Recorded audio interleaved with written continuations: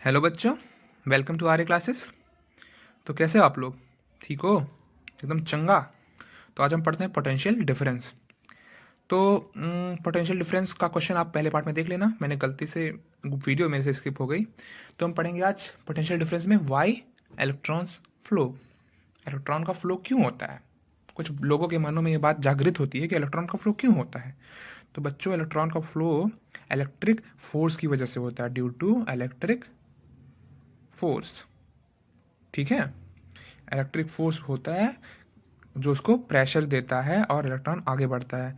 पानी की कोई पाइप है, उसमें जो पानी होता है वो आगे की तरफ फ्लो क्यों होता है? प्रेशर की वजह से होता है। ठीक है, उसमें प्रेशर लगता है तो पानी आगे की तरफ बढ़ता है। तो वही सेम इलेक्ट्रिक फोर्स जो है इलेक्ट्रॉन्स को प्रेशर देता है, तो वो इलेक्ट्रॉन्स आगे की तरफ फ्लो होती है। ठीक है, इलेक्ट्रॉन को प्रेशर देकर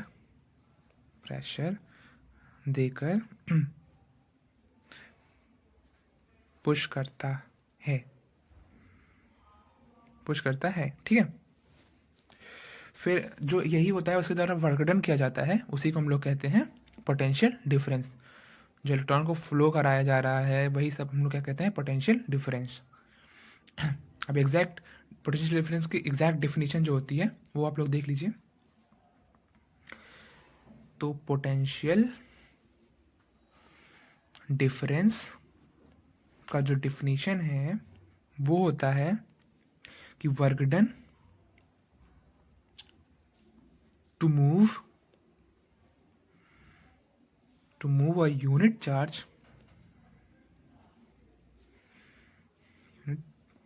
from one point to another. बहुत प्यार से बहुत ध्यान से समझा रहा हूँ, तो आप लोग भी ध्यान लगा के पढ़ना, आहिस्ते आहिस्ते आराम से।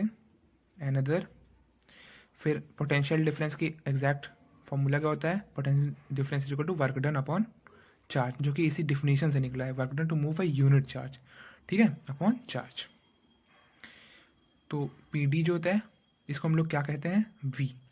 इसका ऐसा यूनिट वोल्ट होता है। ठीक है, तो इसको V is equal to W upon Q लिख सकते हैं, बता चुका हूँ। डब्ल्यू मतलब वर्क डन, क्यू मतलब चार्ज, ये एग्जैक्ट फॉर्मूला है उसका। ऐसा यूनिट देखते हैं, वी का क्या होता है? वोल्ट होता है। ठीक है, इसको स्मॉल वी से भी डिनोट कर सकते हैं। ठीक है, और ऐसा यूनिट डब्ल्यू का और क्यू का आपको पता ही होगा, भाई तो मैं लिख दे रहा हूँ। डब्ल्यू का होता है, आपको पता है, जूल, जे भी बोल सकते हैं उसको। और क्यू का ऐसा यूनिट होता है, आपको पता है, कूलम्ब होता है, सी से डिनोट करते हैं उसको। ठीक है, तो आप लोग क्वेश्चन के लिए प्लीज़ एक बार जाके फर्स्ट पार्ट को देख लेना, और तो आपको समझ में आ जाएगा टॉपिक अच्छे से। नेक्स्ट हम मूव करते हैं ओम्स लॉ पे। ठीक है, हमारा टॉपिक है ओम्स लॉ।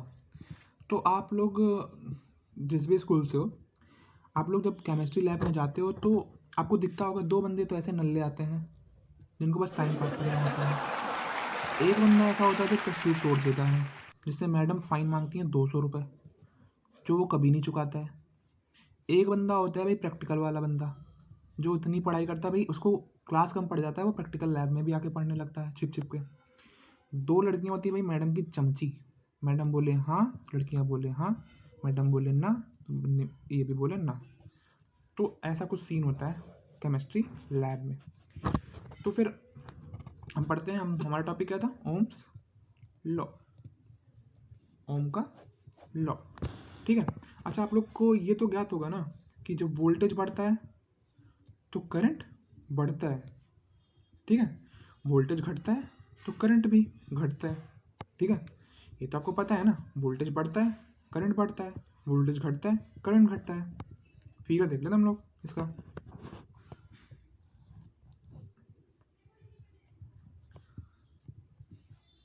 ठीक है, तो ऐसा कुछ इसका फिगर बनता है। ठीक है, तो अगर ये बढ़ता जा रहा है तो ये भी बढ़ता जा रहा है। ठीक है, अगर ये यहाँ पे गया तो ये भी यहाँ पे आ गया। ठीक है, ये यहाँ पे गया तो ये भी यहाँ पे। तो जैसे जैसे v बढ़ रहा है मेरा, वैसे वैसे मेरा i भी बढ़ रहा है। ठीक है, तो यही चीज़ मैंने लिखा है कि v बढ़ेगा तो i बढ़ेगा और v घटेगा तो i घटेगा। ठीक है, तो इससे हमें क्या पता चल गया कि v जो है वो डायरेक्टली प्रोपोर्शनल टू i है। डायरेक्टली प्रोपोर्शनल मतलब क्या पता है आपको? ये डायरेक्टली प्रोपोर्शन का सिंबल है। उसका मतलब होता है कि कोई चीज़ अगर इधर वाला बढ़ेगा LHS की तरफ वाला, तो RHS की तरफ वाला भी बढ़ेगा, ठीक है। राइट हैंड वाला अगर बढ़ेगा, ये राइट हैंड वाला बढ़ेगा तो लेफ्ट हैंड वाला भी बढ़ेगा। अगर राइट हैंड वाला घटेगा तो लेफ्ट हैंड वाला भी घटेगा, ठीक है। फिर तो जब हमारा ये केस है तो V/I जो होगा हमारा, वो ऑब्वियसली बात है कांस्टेंट होगा, ठीक है। कोई कोई कोई कांस्टेंट नंबर ही होगा, क्योंकि जब ये बढ़ रहा है तो ये भी बढ़ रहा है, जब ये घट रहा है तो ये भी घट रहा है। तो V/I भी क्या होगा, रेजिस्टेंस होगा हमारा। लिख सकते हैं कि नहीं लिख सकते हैं? V/I कांस्टेंट है तो V/I को रेजिस्टेंस लिख सकते हैं कि नहीं लिख सकते हैं? तो रेजिस्टेंस भी कांस्टेंट होगा, इसका फॉर्मूला होता है वही। V/I क्या होगा, R रेजिस्टेंस को R से डिनोट किया जा सकता है, ठीक है, कोई दिक्कत नहीं। और हमें पता है कि इसका SI यूनिट क्या होता है। हाँ, SI यूनिट ऑफ रेजिस्टेंस क्या होता है, ओम, ठीक है, जिसको हम लोग सिंपली ऐसे डिनोट करते हैं, ठीक है। तो बहुत आसान है, नोट डाउन कर लो आप लोग। तो ओम्स लॉ के उसी फॉर्मूले से 3 फॉर्मूला हम जनरेट कर सकते हैं। जैसे हमें फॉर्मूला क्या पता था, V/I = R। तो इससे और फॉर्मूला जनरेट हो जाएगा कि V = IR और R अरे V = IR और I के लिए भी एक फॉर्मूला ले लो, I = V/R। ये 3 फॉर्मूला हमारा जनरेट हो जाएगा, ठीक है। तो क्वेश्चन में हम देखेंगे जिसकी जैसी ज़रूरत होगी उस फॉर्मूले को यूज़ करेंगे। तो कोई मान लो एक वायर है, ठीक है, A से B का वायर, ठीक है।